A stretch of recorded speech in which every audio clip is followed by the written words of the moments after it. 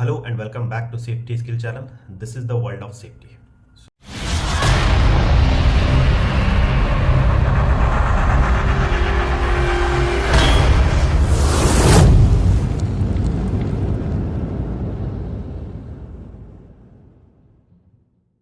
तो दोस्तों आज हम लोग एक बहुत ही सीरियस टॉपिक पे बात करने वाले हैं।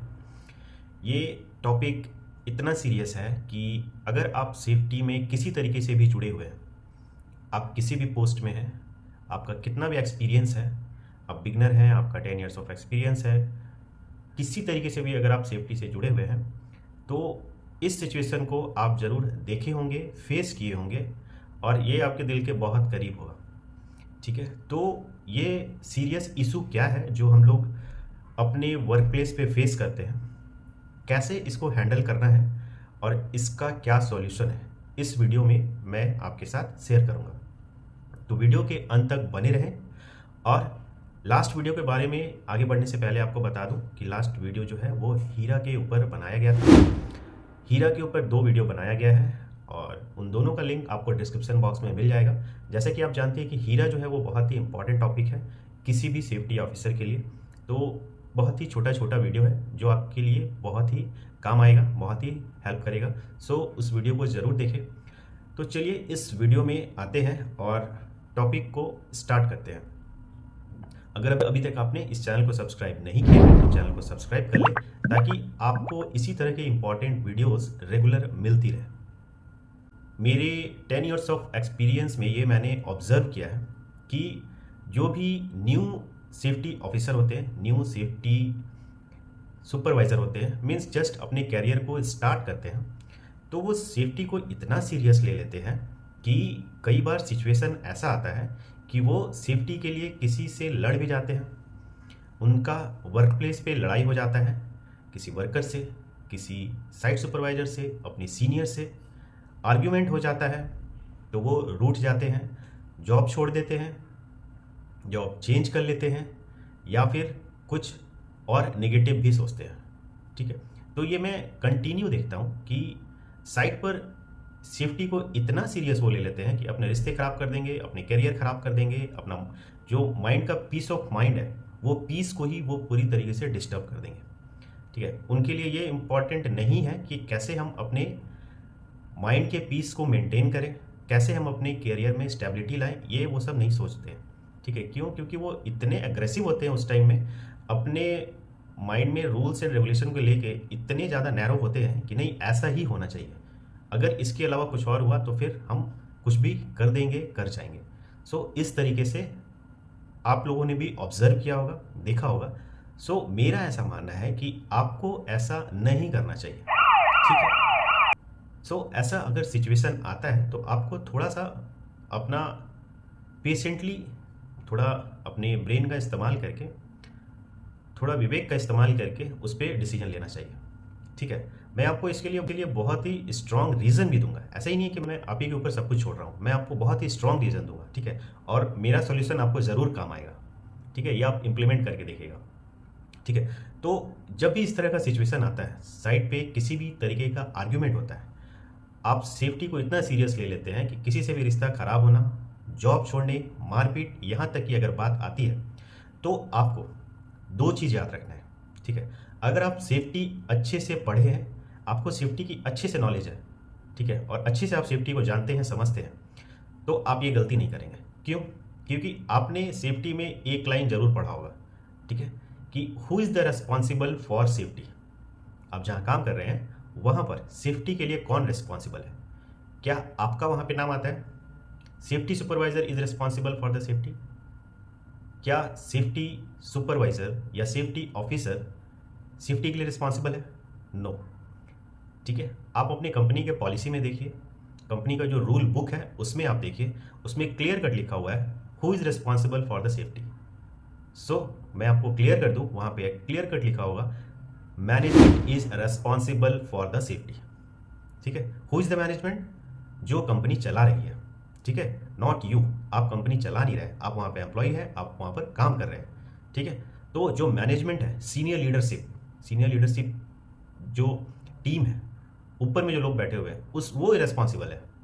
ठीक है, क्योंकि सारा डिसीजन उनसे आता है, जो मनी है वो उनसे आता है, आपसे नहीं।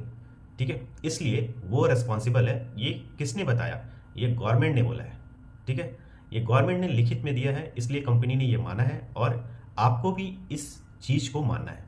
ठीक, एक तो रही ये बात, और एक बात आपको मैं इसके सपोर्ट में बता दूं कि मैनेजमेंट तो रिस्पॉन्सिबल है ही, बट आपने ये फेमस डायलॉग जरूर सुना होगा अगर आप सेफ्टी में काम करते हैं तो, who is responsible for the safety? Everyone is the responsible for the safety. ठीक है, आप स्वयं अपनी सेफ्टी के लिए रिस्पॉन्सिबल है। ठीक है, तो ये दो स्टेटमेंट को आपको अपने माइंड में रखना है। ठीक है, जब बात इंडिविजुअल की आती है तो कंपनी वहाँ पे बोलती है कि आप स्वयं रिस्पॉन्सिबल है। ठीक है, यहाँ पे किसी भी सेफ्टी ऑफिसर, सेफ्टी सुपरवाइजर का नाम नहीं आता है। ठीक है, और जब मैनेजमेंट की बात आती है तो यहाँ भी किसी भी सेफ्टी पर्सन का नाम नहीं आता है। सेफ्टी डिपार्टमेंट से even safety chief, safety head का भी नाम नहीं आता है। ठीक है, सो आप तो मतलब है ही नहीं, अगर आप नीचे हैं तो एकदम उस लिस्ट में है ही नहीं। So always management is responsible and everyone is responsible for his safety. ठीक है, वो अपने आप स्वयं अपनी सेफ्टी के लिए रिस्पॉन्सिबल है। ठीक है, ये दो स्ट्रांग बात आप अगर माइंड में रखेंगे तो आपका किसी से आर्ग्यूमेंट नहीं होगा, लड़ाई नहीं होगा, आपको जॉब छोड़ के बार बार परेशानी नहीं उठाना पड़ेगा, आज यहाँ कल वहाँ नहीं जाना पड़ेगा। ठीक है, आई होप आपको ये बहुत ही ईजी समझ में आया होगा, मैंने सिंप्लीफाइड तरीके से समझाया होगा। ठीक है, ये मैंने आपको पॉजिटिव तरीके से बताया, अब मैं थोड़ा डिफरेंट तरीके से आपको बताता हूँ। आप अगर इस बात को समझ पा रहे हैं तो ठीक है, नहीं तो मैं दूसरा तरीका बता रहा हूँ। ठीक है, दूसरा तरीका क्या है कि मान लीजिए कोई बंदा बार बार रूल को वायलेट कर रहा है, कोई बार बार आपकी बात को इग्नोर कर रहा है, आपकी बात को नहीं सुन रहा है, ठीक है, आपका रिस्पेक्ट नहीं कर रहा है, तो क्या करना है आपको? कुछ नहीं। क्या होगा ज़्यादा से ज़्यादा? एक्सीडेंट, यही होगा, उससे ज़्यादा तो कुछ नहीं होगा। सो एक बार एक्सीडेंट होने दीजिए, एक बार एक्सीडेंट होने दीजिए, फिर उनको आपका रिस्पेक्ट, आपका वैल्यू पता चल जाएगा। ठीक है, जैसे ही एक्सीडेंट होगा, जब वो बंदा घर के बेड में पड़ा रहेगा या हॉस्पिटल के बेड में पड़ा रहेगा तो उसको सारी बातें याद आ जाएंगी। ठीक है, मगर उस समय आप उनसे मिलिएगा ज़रूर। ठीक है, ताकि उनको याद आ जाए कि आपने क्या बोला था और उन्होंने क्या गलती किया था, किस तरीके से आपके बात को इग्नोर किया गया था, आपको डिसरिस्पेक्ट किया गया था, आपके बात को वैल्यू नहीं दिया गया था। ठीक है, एक बार एक्सीडेंट होने दीजिए और देखिए कि वो बंदा कैसे चेंज होता है। ठीक है, तो ये दूसरा तरीका है। एक पॉजिटिव तरीका मैंने आपको बता दिया, अगर वो आपके लिए एक्सेप्टेबल है तो एक्सेप्ट कीजिए, नहीं तो सेकंड तरीका जो दूसरा है वो आप एक्सेप्ट कर सकते हैं। ठीक है, इन दोनों तरीके से आप अपने करियर को एक्सेल कर सकते हैं, अपने रेस्पेक्ट को बढ़ा सकते हैं, किसी भी आर्ग्यूमेंट से बच सकते हैं, बार बार जॉब चेंज, लोकेशन चेंज करने से बच सकते हैं। ठीक है, अपने माइंड के पीस को आप मेंटेन कर सकते हैं, अपनी डिग्निटी को मेंटेन कर सकते हैं। ठीक है, सो आई होप आपको प्रॉब्लम और उसका दो सॉल्यूशन समझ आया होगा।